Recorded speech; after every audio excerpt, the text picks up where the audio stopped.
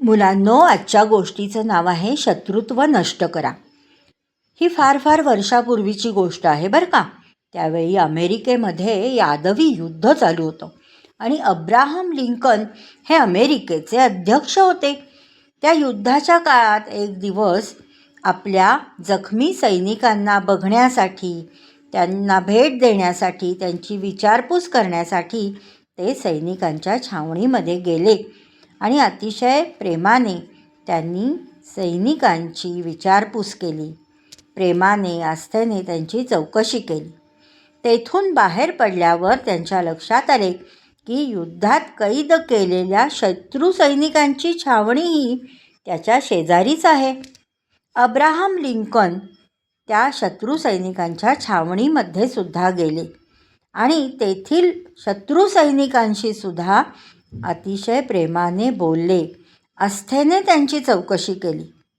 जेव्हा Abraham Lincoln त्या छावणीतून बाहेर आले तेव्हा एक वृद्ध महिला तिथे उभी होती. ती अब्राहम लिंकन यांना म्हणाली की तुम्ही शत्रूबरोबर प्रेमाने बोललात, त्याऐवजी तुम्ही आपल्या शत्रूंना नष्ट करायचा हुकूम खरं म्हणजे द्यायला पाहिजे होता. वृद्ध महिलेचे हे बोलणे ऐकल्यानंतर अब्राहम लिंकन किंचितसे हसले आणि हसून ते म्हणाले, मी हे काम त्यांना मित्र बनवूनही करू शकतो. शत्रूंना मित्र बनवून शत्रुत्व नष्ट करणे जास्त सोपे नाही का? तात्पर्य काय मुलांनो? शत्रूला नष्ट करण्याऐवजी त्याच्याशी असलेले शत्रुत्व नष्ट करा, हा सुंदर असा संदेश त्यांनी आपल्या वागणुकीने सगळ्या जनतेला दिला, सगळ्या आपल्या अमेरिकेतील बांधवांना दिला.